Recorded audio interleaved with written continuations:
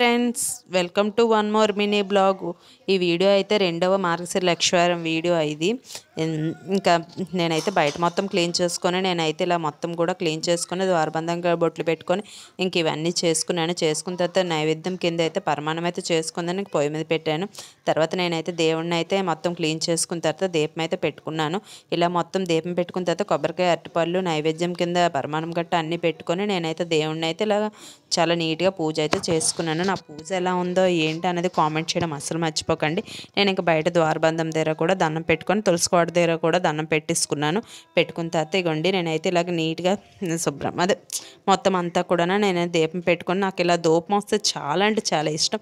ఏదో పాజిటివ్గా అనిపిస్తుంది. ఇల్లంతా కూడా మనకు కూడా ఏదోలా అనిపిస్తుంది కదా.